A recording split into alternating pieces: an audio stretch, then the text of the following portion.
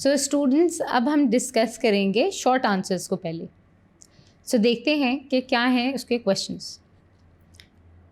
Answer each question in 2 to 4 lines. Number 1, right a note on Shimla conference. तो students, इसके अंदर आपने Shimla conference के बारे में लिखना है। ये बात का ख्याल रखिएगा कि 2 to 4 लाइन से अगर थोड़ा बहुत एक्सीड हो जाता है, अगर आपकी क्वेश्चन की रिक्वायरमेंट है, तो ये ना हो कि उसकी जो असल बात है आप वो उसको एक्सप्लेन ही ना कर पाएँ। तो मेक श्योर कि आपका जो आंसर है वो प्रॉपरली क्वेश्चन को एड्रेस कर रहा हो। इसका हम आंसर कुछ ऐसे लिखेंगे। Lord Wavell came to India in 1994 and he announced a plan for the solution of the Indian problem. To discuss the plan with Indian political leaders, Wavell called an all-party conference at Shimla on June 25, 1945. तो students, इसके अंदर हमने basically cover किया है कि background इस Shimla conference का कि 1945 में शिमला कॉन्फ्रेंस असल में हुई क्यों। तो आगे हम चलते हैं कि उसके अंदर क्या आप लिख सकते हैं further. All important leaders except Gandhi ji participated in this conference. The conference failed to achieve any purpose due to one-sided attitude of Lord Wavell.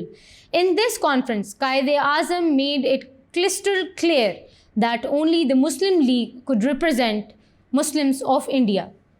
सो बच्चों, इस तरह आपका क्वेश्चन का आंसर ख़त्म होता है और इसके बाद हम डिस्कस करते हैं कि हमारा जो नेक्स्ट क्वेश्चन है हमारे लेक्चर से रिलेटेड वो शॉर्ट क्वेश्चन क्या है। So students, let's see what is our question number 2। What were the salient features of Indian independent act. यानी कि जो इंडियन इंडिपेंडेंट एक्ट है उसके मेन फीचर्स या एसेंशियल फीचर्स क्या थे। इसका आंसर आप किस तरह लिखेंगे ये देखते हैं। On July 18, 1947 the British parliament pass the Indian Independence Act that was satisfied by the crown on July 18, 1947। The salient features of this act were. बच्चों, मैं आपको ये एक्सप्लेन करती जाऊँ कि अभी जो मैंने आपको ये सारी की सारी चीज़ें बताई हैं ये इसका थोड़ा सा बैकग्राउंड है। जब आप थोड़ा सा इसके बारे में लिखते हैं जो क्वेश्चन पूछा गया है, तो जब आपका एग्जामिनर वो पढ़ता है तो उसको एक बहुत अच्छा इम्पैक्ट आता है। उसके बाद आप उसको बुलेट पॉइंट्स में फर्दर लिखेंगे, जैसे नंबर 1 या फिर बुलेट पॉइंट लिख सकते हैं आप। British rule over India would and on August 15, 1947। Second bullet, the title of emperor of India would no more remain a part of British Crown. Number 3 या bullet point, Pakistan and India would be run according to the Government of Indian Act 1935 unless these countries form their own constitutions.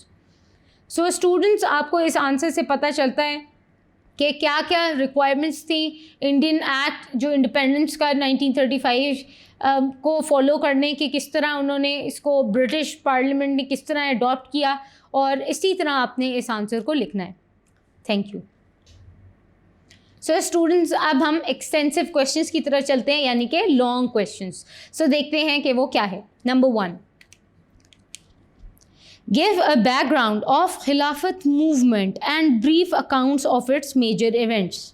तो बच्चों, आपको याद होगा कि मैंने lesson जब आप लोगों को पढ़ाया था तो मैंने बहुत डिटेल में आपको खिलाफत मूवमेंट पढ़वाया है।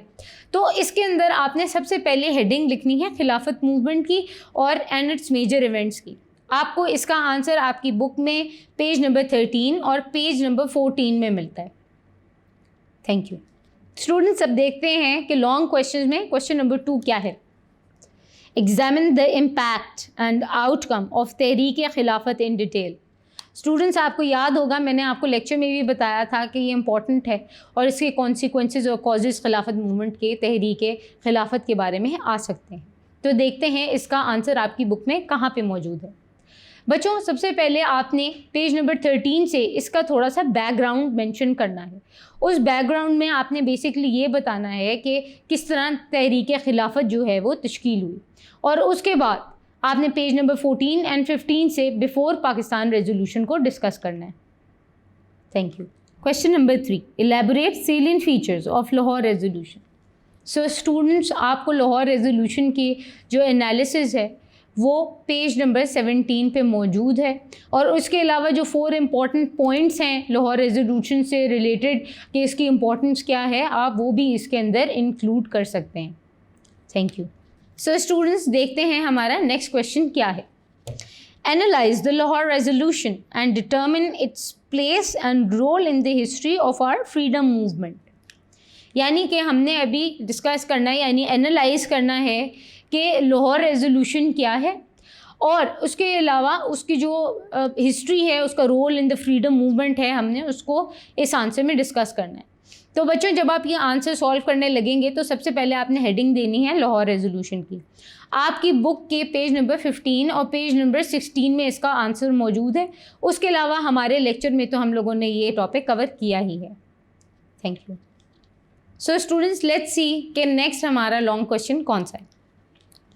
Give a brief account of the Cripps mission proposals. How do the major parties of India react to those proposals. तो बच्चों, हम क्रिप्स मिशन के बारे में और उसकी प्रपोज़ल के बारे में बात करेंगे, जैसे कि हमने लेक्चर में इसको डिस्कस किया हुआ है। और आपकी जो बुक का पेज नंबर 18 का स्टार्ट है और पेज नंबर 19 में इसका आंसर मौजूद है। Thank you. So students, let's see कि इस चैप्टर का लास्ट क्वेश्चन कौन सा है। Give a background account of the 3rd June plan, also give its failing features. यानी कि आपने अब 3rd जून प्लान के बारे में इसमें लिखना है और उसके सेलिएंट फीचर्स को भी मेंशन करना है।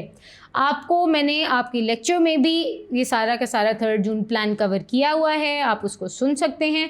उसके अलावा आपकी बुक के पेज नंबर 23 और 24 के स्टार्ट में इस सवाल का जवाब मौजूद है।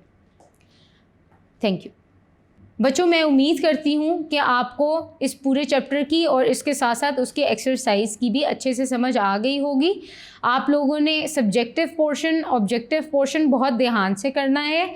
आप मेरे इस लेक्चर को, इस पूरे चैप्टर के लेक्चर को सुन सकते हैं ऑनलाइन और फर्दर आप इसको एनालाइज कर सकते हैं। कोशिश कीजिए कि बिल्कुल ऐसे चीज़ें ना लिखें जो कि बुक में मेंशन है, आप अपना एनालिसिस करें, because you are in 12th grade और आपको अब खुद एनालिसिस चीज़ों का करना आना चाहिए। Thank you. I am Beenish Ansari, instructor of Pakistan studies eight tutoria.pk।